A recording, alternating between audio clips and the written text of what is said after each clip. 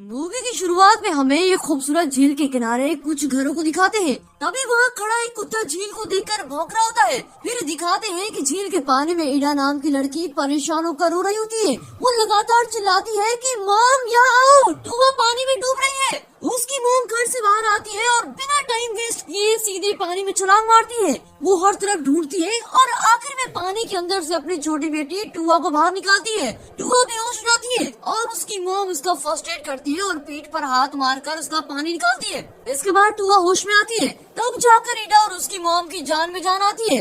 उस वक्त ईडा को उसकी मॉम बहुत डांटती है कि मैंने तुम्हारी बहन को तुम्हारे भरोसे यहाँ छोड़ा था, इसका ध्यान रखना तुम्हारी रिस्पॉन्सिबिलिटी थी और तुम उसका इतना भी ध्यान नहीं रख सकी। उस दिन ईडा को बहुत डांट पड़ती है और वो जिंदगी भर उसे भूल नहीं पाती। कट करके दिखाते हैं कि ईडा अचानक जाग जाती है। जो सीन पहले दिखाया गया था वो उसके बचपन की एक घटना थी। वो अभी भी उन्हीं यादों को लेकर जी रही होती है। वो उठकर देखती है कि सुबह हो रही है। वो एक कमरे का दरवाजा खोलती है जहाँ उसका हस्बैंड सो रहा होता है। फिर वो उसके पास नहीं जाती बल्कि अपना डाइविंग सूट पैक करती है। एक्चुअली ईडा और टूवा दोनों बेहतरीन प्रोफेशनल डीप वाटर डाइवर्स होती है। इतना ही नहीं, उसकी मॉम भी डीप वाटर डाइवर होती है। कई साल बाद वो अपनी माँ और बहन से मिलने जा रही होती है। ईडा और टूवा ने साथ में मिलकर डीप डाइविंग करने का प्लान बनाया होता है, इसलिए वो डाइविंग सूट्स पैक कर रही होती है। फिर वो दूसरे कमरे में जाती है जहाँ उसकी बेटी उसका इंतजार कर रही होती है और कहती है, अच्छा मॉम, तो आप मौसी के साथ स्विमिंग करने जा रही हो? उसे स्विमिंग नहीं कहते बेटा, उसे कहते हैं डीप डाइविंग। तो बच्चे पूछती है, मॉम आप और पापा कब डाइवोर्स करने वाले हैं? तभी हमें पता चलता है कि ईडा और उसके पति के बीच कुछ गड़बड़ चल रही है और बात डाइवोर्स तक पहुंच चुकी है। ईडा कहती है, बेबी ऐसा कुछ नहीं है, मैं अपनी मॉम और बहन से बहुत साल बाद मिलने जा रही हूँ, इसलिए मैं ये सारी पैकिंग कर रही हूँ। जब मैं लौट आऊंगी तो मैं, तुम और तुम्हारे पापा एक हैप्पी फैमिली बनकर रहेंगे, ओके? कट करके एरियल शॉट में एक बड़े शिप को दिखाते हैं। यहाँ मूवी की सेकंड हीरोइन टूवा को दिखाते हैं, जो बचपन में पानी में डूब गई थी। वो अपना डाइविंग सूट और इक्विपमेंट्स पहनकर तैयार हो रही होती है। उसका एटीट्यूड देखकर लगता है कि वो आजाद ख्यालों वाली लड़की है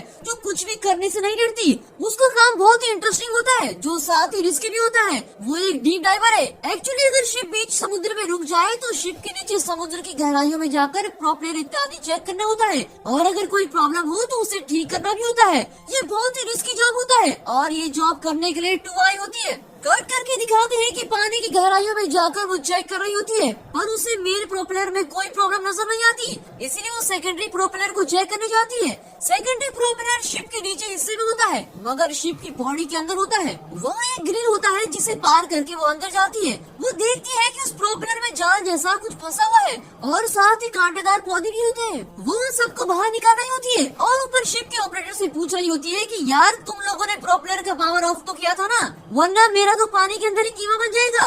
इस तरह मजाक करती हुई वो अपना काम भी कर रही होती है। उसके कहने के कुछ ही सेकंड में प्रोपेलर चलने लगता है। वो चौंक जाती है और चिल्लाती है कि यहाँ हो क्या रहा है। तभी ऊपर से ऑपरेटर कहता है कि ओह नो, वो प्रोपेलर पावर से नहीं चल रहा, वो मैनुअल है और अब ऑटोमेटिकली चलने लगा है। सोचिए टूवा को कैसा लगा होगा। कुछ ही देर में प्रोपेलर तेजी से रोटेट करने लगता है। इतना ही नहीं, टूवा को वो अंदर की ओर खींचने भी लगता है।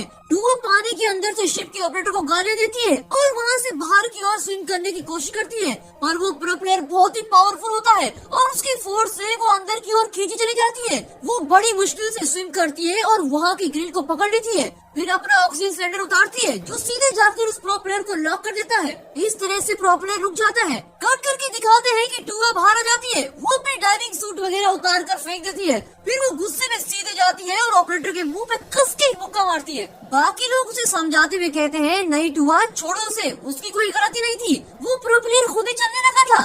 कट करके दिखाते हैं कि टूवा वहाँ से बाहर आकर अपने हाथों को देख रही है। नीचे प्रोपेलर में फंसने की वजह से उसके हाथ छिल गए होते हैं और खून भी बह रहा होता है। इस शॉट में उसकी आवाज में एक वॉइस ओवर शुरू होता है, यही हूँ मैं, निडर और आजाद, ये है मेरा कैरेक्टर और यही है पहचान। रिस्क लेना मेरे लिए खेल है और डीप डाइविंग ही मेरा पहला प्यार है। इस तरह से टूवा का स्ट्रॉन्ग कैरेक्टर दिखाने के बाद कट करके दिखाते हैं कि ईडा कई साल बाद अपने शहर लौटी होती है। इतनी देर जिस टूवा को हमने देखा था, यहाँ उसका दूसरा ही रूप देखने को मिलता है। वो अपनी बहन को देखती ही बच्चों की तरह ट्रॉली को गाड़ी बनाकर उसमें सवार कर रही होती है और अपनी हाई एनर्जी आवाज में पूछती है, अरे यार दीदी तुम कैसी हो? इस तरह बहनें मिलती है और फैमिली का रियूनियन होता है। उसकी मॉम भी उसे लेने आई होती है। टूवा का एक पेट डॉग होता है जिसका नाम है नट। कट करके दिखाते हैं कि अब तीनों कार में जा रहे होते हैं। तब उसकी मॉम पूछ रही होती है कि तुम कैसी हो ईडा? फैमिली लाइफ कैसी चल रही है, मेरी पोती कैसी है, पूछते हुए वो खांस भी रही होती है। शायद उसे कुछ हेल्थ प्रॉब्लम्स है। जब ईडा उसकी हेल्थ के बारे में पूछती है तो उसकी मॉम जवाब देने के बजाय उसे एडवाइस करने लगती है। ईडा, तुम अपनी लाइफ के बारे में क्या कर रही हो, इस तरह डाइवोर्स करना ठीक बात नहीं है। उसकी मॉम उसकी फैमिली लाइफ को बीच में घसीटती है। अब बेचारी ईडा कुछ कह भी नहीं पाती क्योंकि उसकी पर्सनल प्रॉब्लम्स ही कुछ ऐसी होती है और वो अपनी प्रॉब्लम्स खुद ही सॉल्व करना चाहती है। इतना ही नहीं, उन प्रॉब्लम से अपने माइंड को फ्री करने के लिए वो यहाँ आई होती है। उन दोनों में इस बारे में आर्ग्यूमेंट होने लगती है। इतनी में टुआ उन्हें रोकती है और कहती है, कूल कूल मॉम, ईडा को आए हुए अभी 10 मिनट भी नहीं हुए और आप बस बहस करना शुरू कर दिए हो। वो रिलैक्स होने आई है और आप उससे ऐसी बातें करके और भी टेंस करने लगी हो। तब जाकर उसकी मॉम चुप होती है। कट करके दिखाते हैं कि वे घर पहुंच जाते हैं। उनके घर का रास्ता भी बहुत ही खूबसूरत होता है। चारों तरफ बर्फ होती है और बर्फ के बीच में रोड होता है। बर्फ से भरी जगह के बीच ही उनका घर होता है। घर आते ही टुआ और उसकी मॉम घर के बाहर की उस बड़ी झील में छलांग मारते हैं। ये देखकर ईडा को बहुत ही अजीब सा फील होता है। बचपन में जो घटना घटी थी वो इसी झील में घटी थी। टुआ और उसकी मॉम बहुत ही मजे कर रहे होते हैं पर ईडा उतनी खुश नजर नहीं आती और वो कुछ अकेला महसूस कर रही होती है। कट करके दिखाते हैं कि ईडा नहा धोकर आती है और अपनी बहन के कमरे का दरवाजा खटखटाती है। टुआ कहती है, अरे दीदी, तुम इतनी फॉर्मल कब से हो गई, दरवाजा नॉक करने की कोई जरूरत नहीं और मुझे ऐसा करके अजीब सा फील मत करवाओ, प्लीज अंदर चली आओ। फिर दोनों बहनों में मस्त गपशप चल रही होती है। कई साल बाद मिलने की वजह से दोनों अपनी पुरानी और स्वीट मेमोरीज को शेयर कर रहे होते हैं। तभी ईडा कहती है, टुआ, तुम स्वीडन क्यों नहीं आती, मेरी बेटी तुम्हें देखकर बहुत खुश होगी। चाहती तो हूँ कि मैं भी आऊँ पर मुझे फिलीपींस जाना होगा, वहाँ मुझे एक एडवेंचरस जॉब मिल गया है। फिर वे बातें करते हुए नीचे आते हैं। तभी रेडियो में बताते हैं कि वहाँ का टेम्परेचर -5 डिग्री सेल्सियस हो गया है और इसकी वजह से उनकी मॉम की तबीयत और भी खराब हो जाती है। वो बुरी तरह से खांस रही होती है। टुआ कहती है, मॉम मेरी बात सुनिए, इस हालत में आप हमारे साथ कल डीप डाइविंग पर मत चलना, आप घर पर ही रहना, ज्यादा बीमार पड़ गई तो मुश्किल हो जाएगी। मॉम को एडवाइस देकर टुआ बाहर चली जाती है। तब ईडा उसे देखती है तो वो स्मोक कर रही होती है। ईडा पूछती है, ये आदत कब से हो गई तुम्हें? टुआ बहुत ही कैजुअली कहती है, खून फ्रीज होने जितने टेम्परेचर में रहते हैं हम लोग, ये भी नहीं किया तो खून जम जाएगा। एनीवे, कई साल बाद हम मिले हैं, एक जबरदस्त डाइविंग ट्रिप हो जाए। कट करके अगली सुबह दिखाते हैं टुआ और ईडा कार में निकल चुका है। अपने फेवरेट सॉन्ग प्ले करते हुए दोनों मस्त मूड में जा रही होती है। एक्चुअली वहाँ पे टुआ की एक फेवरेट जगह होती है और वो अपनी दीदी को वहीं ले जा रही होती है। जब वे उस स्पॉट पर पहुँचते हैं तो पता चलता है कि वो जरा रिस्की जगह है। उनके साथ नट भी होता है। नट तो पता है ना आपको, उनका कुत्ता। ईडा कहती है, मुझे तो ये जगह देखी भी लगती है। तब टुआ कहती है, सपने में देखा था क्या? एक्चुअली मैंने और मॉम ने ही ये जगह डिस्कवर की थी, ये एक जबरदस्त जगह है। फिर टुआ कार से कई तरह के इक्विपमेंट्स निकालकर ईडा को दे रही होती है और कहती है, हमारे पास तो वायरलेस कम्युनिकेशन डिवाइसेस भी है। क्यों, तुमने इतना एक्सपेक्ट नहीं किया था ना? That's true. ईडा चौंक जाती है और पूछती है, ये सब तुम्हें कैसे मिला? ये सब तो बहुत महंगा होता है ना? टुआ अपने ही अंदाज में कहती है, एक्चुअली बात यह है कि मैंने एक शिप में काम किया था पर उन ससुरों ने मुझे काम के पैसे नहीं दिए, इसलिए मैंने ये सब वहाँ से उड़ा दिया। फिर वो कार्ड से और कई इक्विपमेंट्स निकालती है। फिर वो दोनों वहाँ से एक पहाड़ के नीचे अपना कैंप सेटअप करते हैं। कुछ देर में कैंप फायर बनाते हैं और अपने डाइविंग सूट्स और इक्विपमेंट सेट कर रहे होते हैं। टुआ कहती है, तुम अपना फोन वगैरह यहाँ सेव करके रख दो। ईडा कहती है, मेरे फोन में 80% चार्ज है और सिग्नल भी एकदम मस्त फुल है। तब टुआ कहती है, सिग्नल की क्या जरूरत है यार, मेरे पास तो सैटेलाइट फोन है। उनकी बातों के बीच ऊपर से एक पत्थर सीधे उनके कैंप फायर पर आकर गिरता है पर टुआ जरा भी नहीं घबराती और कहती है, हम पहाड़ के नीचे बैठे हैं, पत्थर वगैरह तो गिरते रहेगा, तुम डरना मत। ओके, पर इन इक्विपमेंट्स पर कुछ नहीं गिरना चाहिए, इसलिए इन्हें एक साइड में पैक करके रख देते हैं। तुम बाकी चीजें, सैटेलाइट फोन और सिलेंडर्स में यही रख दो। फिर वे दोनों अपना सूट्स और बाकी गियर्स पहन रहे होते हैं। तभी टुआ इंस्ट्रक्शन देती है कि हम यहाँ से 44 फीट नीचे जाने वाले हैं। तुम्हें याद तो है ना कि क्या करना है? आप भी प्रैक्टिस तो करती हो ना? एनीवे, पहले 16 फीट नीचे जाएंगे, वहीं पर हमारा सेफ्टी पॉइंट है। ओके, सेफ्टी पॉइंट डाइवर्स के लिए बहुत ही इम्पोर्टेंट होता है क्योंकि वे बिना रुके पूरी गहराई तक नहीं जा सकते। पर बिना सेफ्टी पॉइंट की गहराई से एक ही सांस में ऊपर आने को फ्री एसेंट कहते हैं। डाइवर्स नॉर्मली फ्री एसेंट नहीं करते और हमेशा बीच गहराई में एक सेफ्टी पॉइंट फिक्स कर लेते हैं। अब टुआ अपने इंस्ट्रक्शन कंटिन्यू करती है कि 16 फीट पर हमारा सेफ्टी पॉइंट है, उसके बाद मैं तुम्हें और गहराई में ले जाऊंगी, तुम फिक्र मत करना। इंस्ट्रक्शन देने के बाद वो पानी में एक बलून डालती है जो कि एक निशानी होती है कि वे किस स्पॉट पे अंदर जाएंगे। बस फिर क्या, वे दोनों डाइव करती है। इस सीन को देखकर मेरा भी मन करने लगा है कि ऐसी एडवेंचरस चीजें करूं। दोनों बहनें बड़े मजे से पानी में पत्थरों के बीच से निकलकर स्विमिंग का मजा ले रही होती है, तभी टूबा रुक जाती है और ईडा से कहती है, मैं तुम्हें कुछ दिखाना चाहती हूँ, तुम अपना ऑक्सीजन रिलीज कर दो। यहाँ पर बताना जरूरी है कि टूबा एक कूल लड़की है और मुश्किल से मुश्किल सिचुएशन में भी वो ठंडे दिमाग से सोचने लगती है, पर ईडा वैसी नहीं होती। वो ऑक्सीजन निकालने से मना कर देती है। दोनों के पास वायरलेस कम्युनिकेशन डिवाइसेस होती है और वे उन्हीं के द्वारा बात कर रही होती है। ईडा चिल्ला रही होती है कि मैं रिलीज नहीं करूंगी। फिर किसी भी तरह उसे मनाने के बाद दोनों ही अपने ऑक्सीजन रिलीज कर देती है और तब बबल्स ऊपर जाने लगते हैं। अब मैं तुम्हें ऊपर ले जाती हूँ, you are going to love this. ऐसा कहकर वो ईडा को ऊपर ले जाती है। वहाँ पत्थर और पानी के बीच एक गैप होता है तो दोनों वहाँ पहुँच जाती है। टूआ कह रही होती है, मास्क निकालो, कुछ ही देर की तो बात है, तुम मास्क निकालो यार। ईडा बिल्कुल नहीं मानती और चिल्लाती है कि यहाँ कार्बन डाइऑक्साइड ज्यादा होगा, हम मैनेज नहीं कर पाएंगे। टूआ हंसती है और कहती है, अरे मेरी इनोसेंट दीदी, मास्क हटा दो, मास्क हटाकर तो देखो, मैं कई बार यहाँ आ चुकी हूँ, मुझे कुछ नहीं हुआ। आखिर में ईडा मास्क उतार देती है। फिर टूबा उसे दिखाती है कि ऊपर पत्थर पर उसने और उनकी मॉम ने अपना नाम लिखा होता है। वो ईडा को बताती है कि ये हमने तब लिखा था जब हम पहली बार इस जगह पर आए थे। फिर वो ईडा को सारी बातें बताती है कि उसने और मॉम ने किस तरह एंजॉय किया है और वे किस किस जगह पे गए थे। टूबा अपनी बातों में मस्त होती है और उसे लगता है कि ये सब सुनकर ईडा भी एंजॉय कर रही है, पर ईडा स्माइल भी नहीं करती और अचानक उसका मूड खराब होने लगता है और वो अपना पूरा गुस्सा और डिसअपॉइंटमेंट टूबा के सामने रखती है। तुम और मॉम बहुत खुश थी ना, बस मुझे अकेला छोड़ दिया तुम लोगों ने। टूबा की समझ में कुछ नहीं आता तो वो पूछती है, तुम इतना गुस्सा क्यों कर रही हो? तभी ईडा एक राज खोलती है कि जब वो छोटी थी तो उनकी मॉम का भी डाइवर्स हो गया था और डाइवर्स के बाद ईडा को अपने पापा के पास रहना पड़ा था, पर टूबा अपनी मॉम के साथ रह रही थी और इसी वजह से वो मॉम की तरह एक एडवेंचर लवर बन गई थी।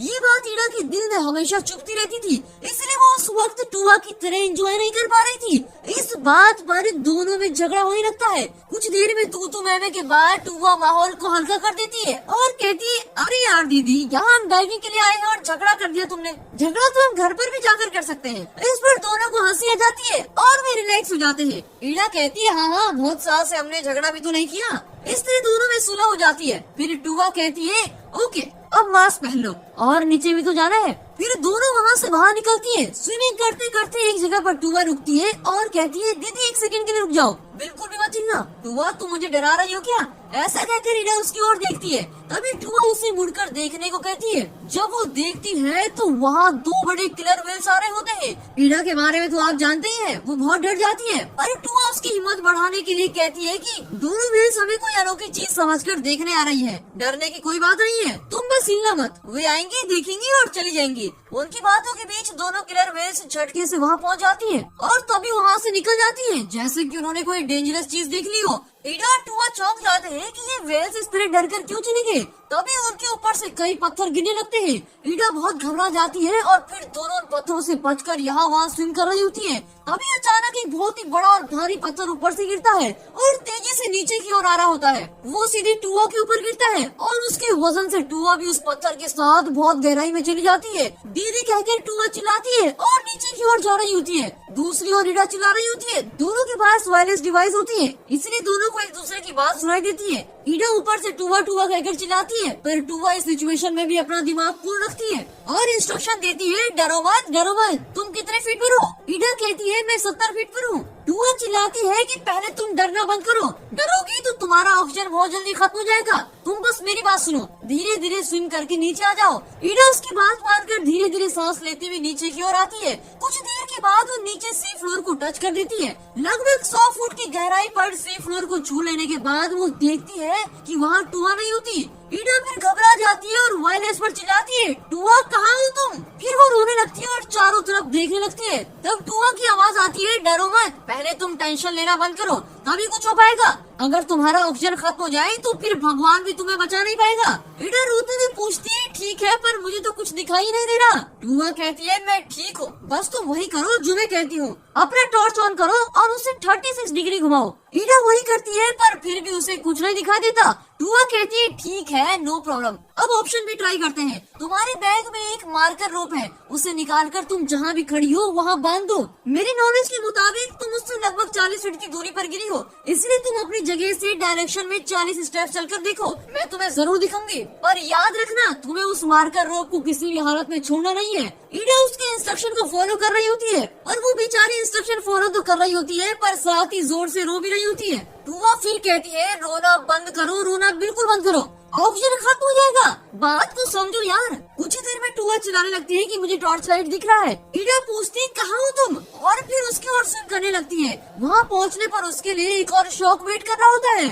उस बड़े भारी पत्थर के नीचे टूवा का आधा शरीर फंसा हुआ होता है। जो जरा सी तसल्ली ईडा को मिली थी वो तुरंत गायब हो जाती है और वो फिर से रोना शुरू कर देती है। वो घबराकर उस पत्थर को हटाने की कोशिश में लग जाती है और बड़बड़ा रही होती है कि मैं तुम्हें बचा लूंगी, किसी भी तरह मैं तुम्हें बचा कर ही रहूंगी। दूसरी ओर टूवा उसे लगातार डांट रही होती है कि टेंशन में रहोगी तो मुझे तुम बचा नहीं पाओगी, उल्टा खुद भी ऑक्सीजन लूज करोगी। ऑलरेडी तुम बहुत ऑक्सीजन लूज कर चुकी हो, अभी और मत चिल्लाओ, प्लीज और मत चिल्लाओ। तभी जाकर ईडा जरा शांत होती है पर उसकी घबराहट अपनी जगह सही है। बहन को इस तरह फंसा हुआ देख के घबराहट तो होगी। टूवा फिर से उसकी हिम्मत बढ़ाने लगती है। देखो दीदी, मुझे देखो, देख लिया, मैं बिल्कुल ठीक हूँ ना, तुमसे बातें भी कर रही हूँ ना, मेरा ऑक्सीजन टैंक फुल है, ओके, इसलिए बिना घबराए मेरी बात सुनो। अगर तुम टेंशन हो गई तो मैं भी टेंशन में हो जाऊंगी और दोनों का ऑक्सीजन खत्म हो जाएगा, ओके। अब ठीक से सुनो, एग्जैक्टली वही करो जो मैं कहती हूँ। अगर तुम वो कर दोगी तो हम दोनों यहाँ से बच निकलेंगे। ईडा कहती है, तुम बताओ, मैं जरूर करूंगी। फिर टूवा बताती है कि मेरे बैग में फ्लैट्स हैं, तुम उन्हें निकालो और मेरे चारों ओर बिखरा दो ताकि रोशनी रहे।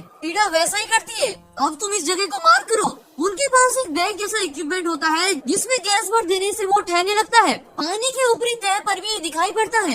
इसको देखकर बाहर से पता लगाया जा सकता है कि अंदर टूवा किसी पॉइंट के नीचे है। फिर टूवा अपनी बात कंटिन्यू करती है, ओके, तुम्हें ये याद है ना, बाहर हम 2 सिलेंडर छोड़कर आए थे, इसीलिए अब तुम्हें ऊपर जाना है और वो भी फ्री एसेंट में। तुम्हारा कोई भी सेफ पॉइंट नहीं होगा और तुम्हें लगातार स्विम करके ऊपर तक जाना है। मुझे पता है कि ऐसा नहीं करना चाहिए पर हमारे पास अब वक्त नहीं है। तुम ऊपर जाओ और किसी को हेल्प के लिए बुलाओ।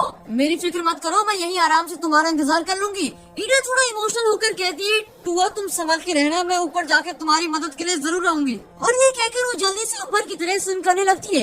एक्चुअली इस तरह फ्री एसेंट करने से शरीर में नाइट्रोजन बबल्स बढ़ने लगते हैं और ये बबल्स अगर ब्रेन के अंदर चले गए तो इंसान मर भी सकता है। और कोई रास्ता न होने के कारण ईडा को यही करना पड़ता है। और वो जल्दी से स्विम करती हुई ऊपर जाती है और अपना सूट उतार कर देखती है तो चौंक जाती है।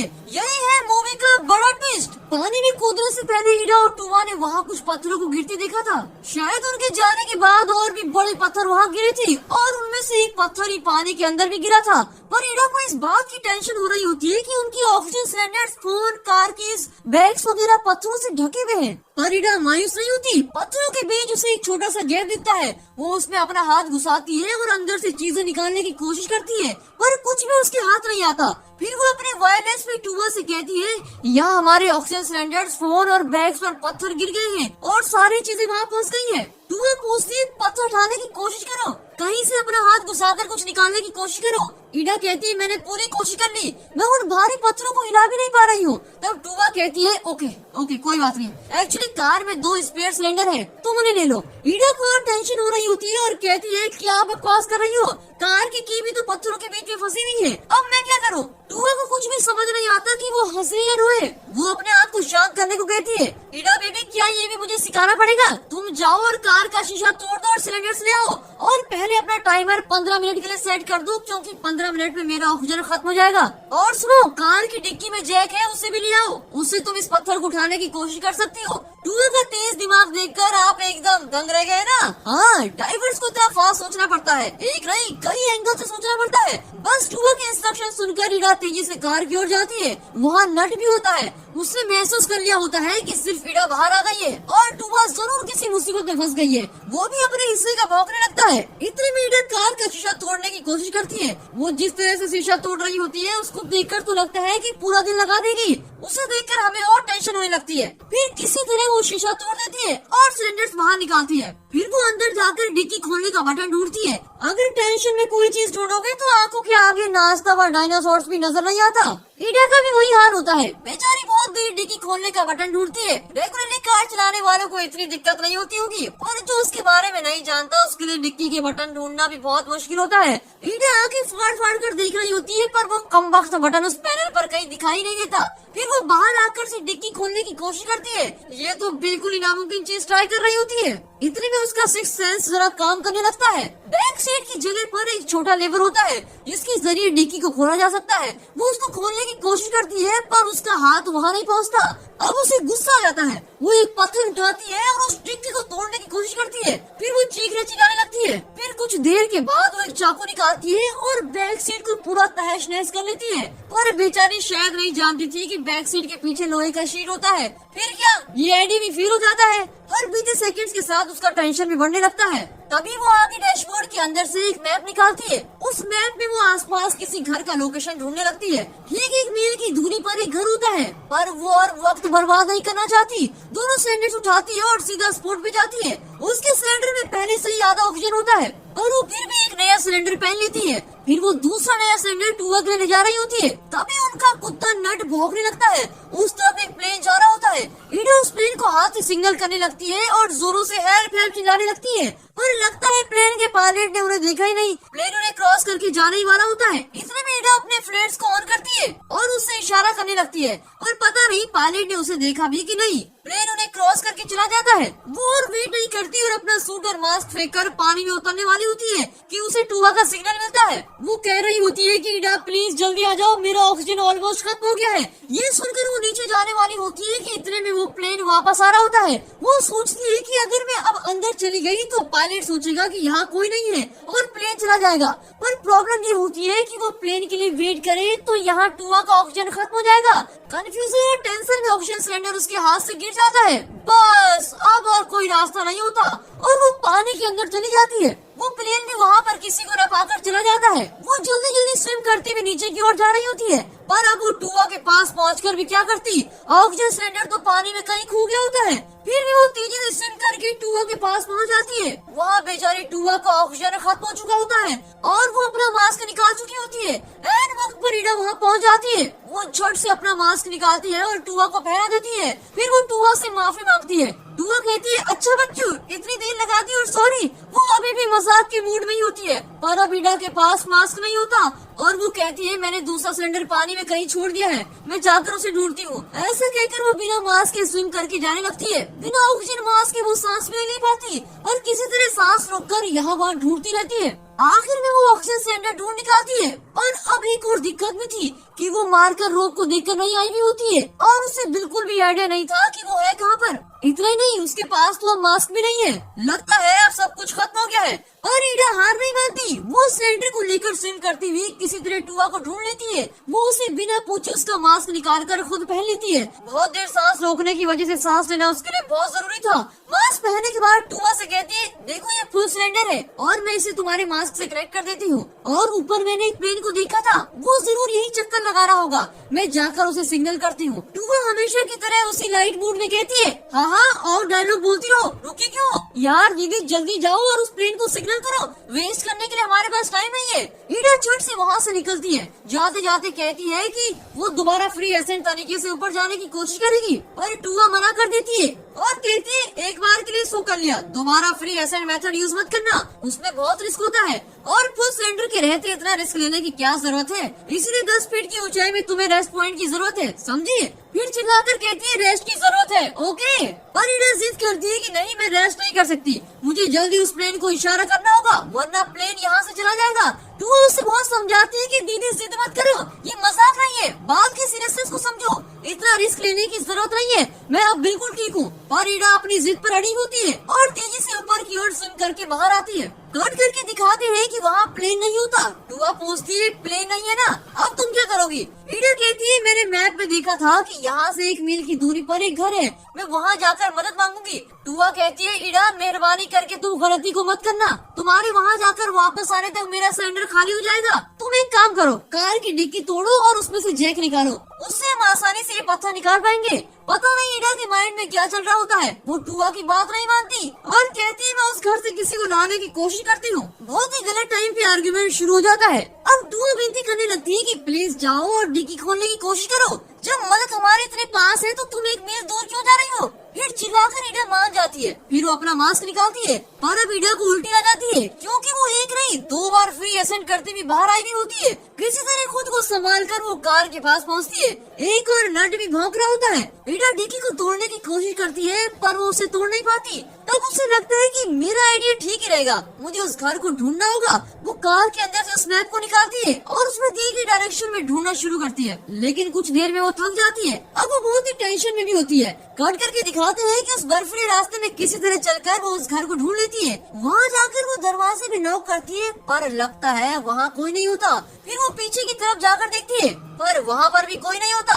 लगता है वहाँ पर कोई है ही नहीं। बस उसका आइडिया फिर फेल हो जाता है और वहाँ से मीलों तक कोई दूसरा घर होता ही नहीं। टूआ की बात सच निकली, बहुत टाइम वेस्ट हो चुका था। ईडा मायूस होने लगती है। तभी फिर से उसके दिमाग की बत्ती जलती है। घर में कोई नहीं तो क्या हुआ, घर के अंदर से कोई काम की चीज तो मिल ही सकती है। ऐसा सोचकर वो खिड़की तोड़ती हुई वहाँ किचन के अंदर कूद जाती है। वहाँ पहुँचते ही एक और शॉक उसके लिए वेट कर रहा होता है। वहाँ एक काला और डरावना कुत्ता उसकी आंखों में आंखें डालकर देख रहा होता है। बंद घर में वो शायद ऐसे शिकार का इंतजार कर रहा था। वो ईडा पर झपटता है और अपने दांत उसके पैर पर गाड़ देता है और अब ईडा को जोर से खींचने लगता है। ईडा दर्द के मारे चिल्ला रही होती है। तभी उसे किचन में एक चाकू नजर आता है। वो उसे उठाती है और सीधा उस कुत्ते के सर में घुसा देती है और वो कुत्ता वहीं मर जाता है। ये मैंने क्या कर दिया, ऐसा सोचकर वो शौक में वहीं बैठे उस कुत्ते को देख रही होती है। कुछ ही देर में उसे होश आ जाता है कि टूआ को बचाना है। पैर का दर्द उसे सहा नहीं जाता। फिर भी वो किसी तरह वहाँ के हर कमरे में जाकर देखने लगती है पर वहाँ कुछ भी नहीं मिलता,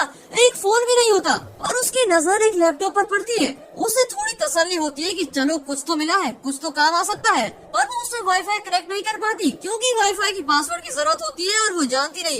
एक प्रॉब्लम हो तो सॉल्व कर लेती, पर अगर इस तरह हजारों प्रॉब्लम हो तो बेचारी क्या करती। वो बहुत सारे पासवर्ड ट्राई करती है पर सब फेल हो जाते हैं। फ्रस्ट्रेशन में वो अपना माथा पीट कर चिल्लाने लगती है और वहाँ पड़ी कुर्सी को उठाकर पटक देती है। फिर जरा रिलैक्स होती है और सोचती है कि इस तरह टेंशन होने से कोई फायदा नहीं। फिर वो जल्दी से वहाँ पड़े एक बोर्ड पर लिखने लगती है, हम इस स्पॉट पर फंस गए हैं, प्लीज पुलिस को कॉल कीजिए और हमारी मदद कीजिए। ये लिखकर वो एक बड़ा एरो मार्क बनाती है और नीचे अपने उस मैप पर रखकर उस पॉइंट पर मार्क करती है जहाँ टूआ फंसी हुई है। फिर वो पूरे घर में ढूंढती है कि कहीं कोई लोहे का कुछ तो मिल जाए, पर वहाँ छोटी छोटी चीजें पड़ी होती है। आखिर में उसे लोहे की एक टेढ़ी मेढ़ी चीज मिलती है। ये ठीक रहेगा, ऐसा सोचकर वो उसको उठाकर बाहर भागती है। अब कट कर दिखाते हैं कि वो कार के पास पहुंच गई होती है। उस लुगड़ी से वो डिक्की को तोड़कर खोलती है। अब हमें खुद अपना माथा पीटने का मन करता है क्योंकि वहाँ एक और ट्विस्ट होता है। डिक्की के अंदर जैक में कुछ नहीं होता, अंदर एक स्टेपनी भी नहीं होती। उसकी जगह वहाँ पड़ी होती है पंचर को आसानी से फिक्स करने वाली इजी फिक्स।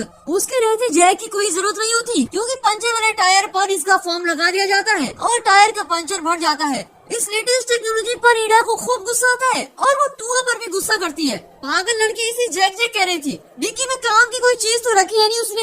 इस तरह उसकी हर कोशिश नाकाम हो रही होती है। वो बहुत ही फ्रस्ट्रेट हो जाती है और बेबस होकर रोने लगती है। वो पूरी तरह से हार कर बैठ जाती है। दूसरी ओर नट खूब भौंक रहा होता है और शायद कह रहा होता है कि इस तरह बैठो मत, कुछ करो कुछ करो। पर ईडा को खुद पे जो भरोसा था वो अब चूर चूर हो गया होता है। वो कुछ भी सोच नहीं पाती। उसे वही बचपन की घटना याद आती है जब टूआ झील में डूब गई थी और उनकी मॉम ने उसे बचाया था।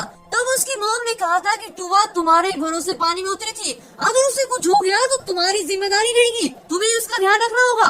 तब सुनी हुई डांट उसे अब सुनाई देती है और तभी उसमें न जाने जोश कहाँ से आ जाता है। एक्चुअली उसे रोती हुई देखकर नट भी भौंकना बंद कर देता है और अब उसे उठते हुए देखकर वो फिर से जोश में भौंकने लगता है। अब ईडा रियलाइज करती है कि उससे मायूस होकर नहीं बैठना है, चाहे कुछ भी हो जाए। इसलिए बेबस नहीं होना है, जब तक जान में जान है तब तक कोशिश करनी है। अपनी पूरी एनर्जी के साथ वहाँ पर रखे एक लकड़ी के खम्भे को उखाड़ती है। इस स्ट्रॉन्ग लकड़ी से पत्थर को हटाया जा सकता है, ऐसा सोचकर वो लकड़ी उठाकर चलती है। तभी वो देखती है कि उस कुत्ते के काटने से उसके पैर में गहरा घाव हो गया है और उसमें खून भी निकल रहा होता है। इस हालत में अगर वो ठंडे पानी में स्विम करने लगी तो बहुत दर्द होगा, इसीलिए वो पहले फर्स्ट एड खोलती है और वहाँ सिर्फ एक बैंडेज होता है। तभी उसे डिक्की में पड़े उस इजी फिक्स की याद आती है। वो जाकर उसे निकालती है और उस फॉर्म को लगाकर अपने पैर पर बैंडेज लगा देती है। जब वो पिछली बार बाहर आई थी तो उसने कार से 2 एक्स्ट्रा ऑक्सीजन निकाले थे, अपना आधा भरा सिलेंडर बाहर छोड़कर उसने एक नया सिलेंडर खुद पहन लिया था और दूसरा टूबा के लिए ले गई थी। वो आधा सिलेंडर अब भी वहीं पर पड़ा होता है। वो उसे निकालना ही होती है कि सिलेंडर फिसल कर नीचे गिर जाता है और एक पत्थर से उसका लीवर टकरा जाता है और ईडा किसी भी तरह उस सिलेंडर को निकाल कर रख लेती है। अब उसकी पीठ पर एक सिलेंडर है जिसमें आधा ऑक्सीजन होता है और उस पुराने सिलेंडर में भी आधा ऑक्सीजन होता है। तो दोनों सिलेंडर को लेकर साथ ही उस लंबी लकड़ी को लेकर वो पानी के अंदर कूद जाती है। नीचे जाते हुए वो टूबा से कह रही होती है, मुझे कार की डिक्की में जैक नहीं मिला पर मैं एक भारी और लंबी लकड़ी लेके आ रही हूँ। इससे उस पत्थर के नीचे देकर उसे हटाने की कोशिश करूंगी। तुम घबराना मत, मैं बस आ गई हूँ। ऐसा कहकर वो तेजी से जा रही होती है। जल्दी से वो टूबा के पास पहुँच जाती है। फिर वो उस लकड़ी को पत्थर के नीचे घुसाती है और उससे पत्थर को हटाने की कोशिश करते हुए चिल्ला रही होती है और कहती है, मैं जोर लगाती हूँ, तुम भी बाहर निकलने की कोशिश करो। हाँ ऐसे जरूर ट्राई करो। टूबा प्लीज और कोशिश करो, तुरंत बाहर आ जाओ, तुम जरूर बाहर आ सकती हो। बहुत देर कोशिश करने के बाद भी टूबा बाहर नहीं आ पाती। तभी ईडा नोटिस करती है कि इस तरह दम लगा के हिंसा करने से ऑक्सीजन ज्यादा यूज हो रहा होता है। ये बात वो टूबा को बताती है कि मेरा ऑक्सीजन जल्दी खत्म हो रहा है, अब मेरे पास सिर्फ 20% बचा है। टूबा जवाब देती है, डोंट वरी, तुम फिक्र मत करो, पर कोशिश करती रहो। ईडा फिर कोशिश करती है और पत्थर जरा भी नहीं हिलता। अब उसका ऑक्सीजन 10% हो जाता है और वो कहती है कि मुझे वो दूसरा सिलेंडर यूज करना पड़ेगा, उसमें 50% बचा है। अब टूबा उसे दूसरा सिलेंडर लेने को कहती है। सिलेंडर को निकाल कर देखने पर ईडा को पता चलता है कि नीचे गिरने से उसका वेलवेट टूट गया था, इसीलिए अब वो उस सिलेंडर का ऑक्सीजन यूज नहीं कर सकती। इस पर ईडा पसीना पसीना हो जाती है। ऊपर से टूबा भी चिल्ला रही होती है कि क्या कर रही हो ईडा, जल्दी से ऑक्सीजन लगा दो। तब ईडा उसे बताती है कि ये पत्थर से टकरा गया था और शायद इसका वेलवेट टूट गया था, अब ये काम नहीं कर रहा है। टूबा की तो जैसे सर पर पहाड़ी टूट गया होता है। अब उसे भी घबराहट होने लगती है और ईडा से पूछती है, अब तुम्हारे पास कितना ऑक्सीजन बाकी है? ईडा कहती है, मुझे लगता है कि 4-5 मिनट और चलेगा। तब टूबा कहती है, ओके टेंशन मत लो, तुम ये लकड़ी बाहर निकालो और पत्थर के किसी दूसरे साइड में घुसाने की कोशिश करो। ईडा सोचने लगती है, लगता है बचने का कोई रास्ता नहीं है। टूबा जो हमेशा कूद रहती थी वो भी अब घबराने लगती है। इन बातों को सोचते हुए वो उस लकड़ी को एक दूसरे पॉइंट पर रखकर उसे हटाने की कोशिश करती है। ये उसका लास्ट चांस होता है। अब पत्थर नहीं हटा पाई तो सब कुछ खत्म हो जाएगा। इस सोच के साथ वो अपनी पूरी ताकत लगा देती है। 2 हिस्से हो जाते हैं, पत्थर के नहीं यार, लकड़ी के। दैट्स इट, लास्ट चांस भी हाथ से निकल चुका होता है। उसका ऑक्सीजन लेवल सिर्फ 10% होता है। ईडा सोचना बंद कर देती है और भगवान भरोसे बैठ जाती है। पर टूबा अब भी नेक्स्ट ऑप्शन सोचने लगती है। एक्चुअली उनके डाइविंग सूट में एक प्रेशर बैग जैसी चीज होती है जो ऑक्सीजन भरने पर फूल जाता है। उस बैग को पत्थर के नीचे वाले गैप में सेट करने से पत्थर के हिलने के चांसेस है। अब टूबा के दिमाग में ये बात आती है और वो ईडा को बताती है। ईडा चिल्लाती है, सुपर आइडिया है। वो उस प्रेशर बैग को निकालकर पत्थर के नीचे सेट करती है और उसमें अपना बचा हुआ ऑक्सीजन भरने लगती है। पर लगता है किस्मत ईडा के माथे पर रफ नोटबुक बन गया है। ये लिखा और मिटा दिया। उस प्रेशर बैग में छेद हो जाता है और पूरा ऑक्सीजन बाहर निकल रहा होता है। अब उसके पास सिर्फ 5% ऑक्सीजन होता है। कुछ न सोचने पर ईडा रोने लगती है। फिर वो टूबा से कहती है, अब एक ही रास्ता है, मैं प्री एसेंट करके ऊपर जाऊंगी और बाहर किसी से मदद मांगूंगी। किसी भी तरह तुम्हें बचाना मेरी जिम्मेदारी है। अगर ऐसा नहीं हो सकता तो मैं यही तुम्हारे साथ मर जाना चाहती हूँ।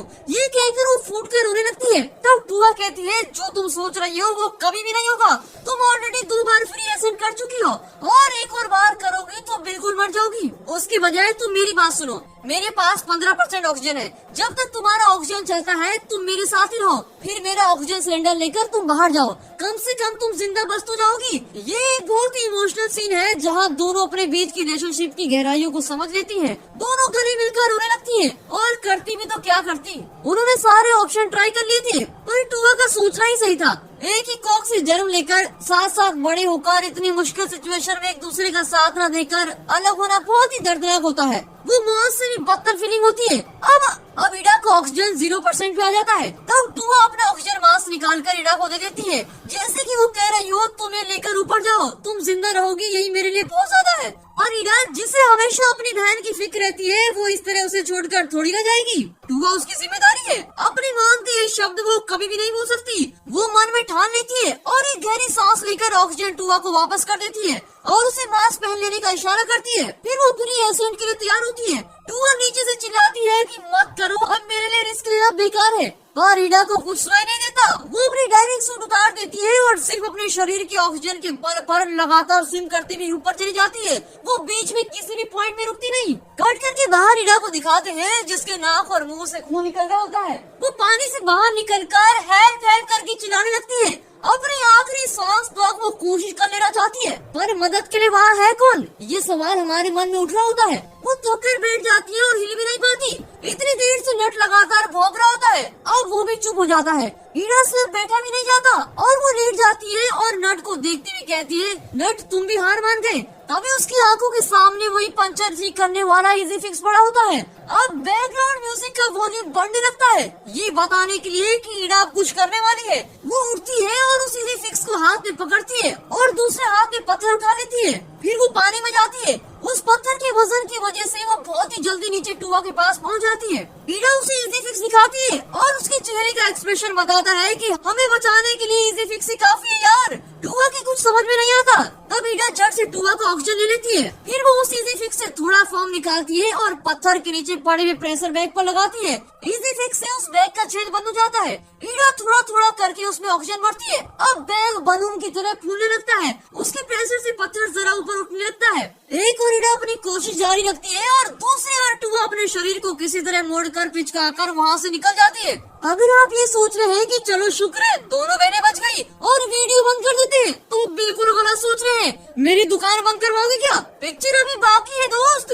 ईडा और टुआ दोनों भी आप ही की तरह खुश होती है और 5 मिनट के लिए ऑक्सीजन भी होता है। दोनों रिलैक्स होकर ऊपर की ओर स्विम करने लगती है और अब देखने वालों को ऑक्सीजन खत्म होने वाली बात हो जाती है। ईडा ने 3 से ज्यादा बार फ्री एसेंट कर लिया होता है, इसीलिए वो लगभग बेहोश हो जाती है। स्विमिंग करना तो दूर की बात थी, वो धीरे धीरे नीचे जा रही होती है। तब टुआ कहती है फ्री एसेंट करने से ऐसा होना नॉर्मल है, पर अब तुम्हें जरा भी नहीं हिलना है। एटलीस्ट आधे घंटे के लिए तुम्हें आराम करना है। ईडा कहती है अभी भी तुम मजाक ही करोगी क्या? 5 मिनट का ऑक्सीजन बचा है और तुम कह रही हो आराम करना है। टुआ सचमुच ब्रिलियंट होती है और वो उसे उस जगह पर ले जाती है जहाँ वो पहले गए थे, वही पत्थर और पानी के बीच की खाली जगह जहाँ टुआ और उसकी मॉम ने अपने इनिशियल्स लिखे थे। अब ईडा और टुआ पानी की तह पर नीचे जमीन के बीचों बीच होते हैं, यानी पानी की तह से ठीक 50 फीट की गहराई पर होते हैं, लेकिन उसके मुंह और नाक से खून बह रहा होता है। वो पूछती है टुआ यहाँ आधा घंटा कैसे रह सकूंगी? इस जगह पे ऑक्सीजन भी बहुत कम होता है, मैं स्विम नहीं कर पाऊंगी। मेरी बात मानो, तुम ऊपर चले जाओ, यहाँ से बच निकलो। अब सिचुएशन उल्टा हो जाता है। जब टुआ फंसी हुई थी वो भी ईडा को वहाँ से जाने को कह रही थी और अब ईडा फंसी हुई है तो वो टुआ को जाने को कह रही है। टुआ कहती है नहीं, मैं इस तरह हार नहीं मानूंगी। फिर उसे एक आइडिया आता है। वो पूछती है तुमने नीचे एक सिलेंडर छोड़ दिया था ना, याद है? उसका वेल भी टूट गया था राइट? अगर हम उसे तोड़ दें तो उसका ऑक्सीजन हमारे काम आ सकता है, वो आधे घंटे से ज्यादा चल सकता है। इस आइडिया को तो ईडा भी इंकार नहीं कर पाती। ये सचमुच एक ब्रिलियंट आइडिया होता है। वेल के टूटने से उसमें ट्यूब नहीं जोड़ी जा सकती, पर उसे तोड़ा जरूर जा सकता है। ये होता है साइंटिफिक दिमाग। टुआ तुरंत अंदर की ओर डाइव करती है और सीधा उस सिलेंडर को उठाती है। 5 मिनट में सिलेंडर लेकर वापस आ जाती है। इतने में ईडा का ऑक्सीजन भी खत्म हो रहा होता है। तब टुआ कहती है ऑक्सीजन खत्म होने वाला है, ये लास्ट चांस है, इस सिलेंडर को नीचे ले जाकर तोड़ना होगा। अपनी बुरी हालत में भी ईडा को पता होता है कि टुआ क्या कहने वाली है। दोनों एकदम सुपर बहनें हैं जो मिलकर काम करना जानती हैं और एक दूसरे का साथ किसी भी हालत में छोड़ना नहीं चाहती। दोनों उस सिलेंडर को नीचे लेके जाती हैं और एक पत्थर से उसे मारकर तोड़ देती हैं। वो सिलेंडर फटता है और सारा ऑक्सीजन कहाँ जाएगा? हाँ, सीधे ऊपर जाएगा। ऊपर की खाली जगह में ऑक्सीजन भरने लगता है। दोनों ऊपर आ जाती है। तभी उनके चेहरे की खुशी और हंसी देखने लायक होती है। We did it! ये कहकर वो दोनों चिल्लाने लगती है और गले मिलती है, लेकिन हद से ज्यादा हिलने डुलने की वजह से ईडा के मुंह से और नाक से फिर से खून निकलने लगता है और वो फिर से बेहोश हो जाती है। टुआ अपने मुंह से ऑक्सीजन देकर उसे ब्रीथ करवाने की कोशिश करती है, लेकिन बहुत देर कोशिश करने के बाद वो उसे खींचती हुई वहाँ से निकालती है। फिर किसी तरह उसे साथ लेकर स्विम करती हुई ऊपर पहुँचती है। कट करके दिखाते हैं कि अब अंधेरा हो गया होता है और ईडा का सर अपनी गोद में लिए टुआ अकेली वहाँ बैठी होती है। एक और आग जल रही होती है। तभी वो देखती है कि पानी के ऊपर एक हेलीकॉप्टर चक्कर लगा रहा होता है। टुआ उसे देखकर हाथ हिलाने लगती है। टुआ को देखकर वो हेलीकॉप्टर एक ही जगह पर स्टैंड बाई कर रहा होता है। उस वक्त ईडा की आंखों को दिखाते हैं, उसकी आंखें खुलने लगती है। फिर क्या, ईडा और टुआ दोनों ही बच गई थी। टुआ प्यार से ईडा से लिपट जाती है और दोनों खुशी के आंसू बहाने लगते हैं। कट करके इस मूवी का टाइटल ब्रेकिंग सरफेस ट्विस्ट डालकर मूवी यहाँ खत्म होती है। कमेंट्स में बताइए कि ये मूवी आपको पसंद आई, और दोस्तों इस वीडियो को लाइक और चैनल को सब्सक्राइब जरूर कीजिए, और हाँ साथ ही अपने फ्रेंड सर्कल में इस वीडियो को शेयर जरूर कीजिए। And finally thanks for watching.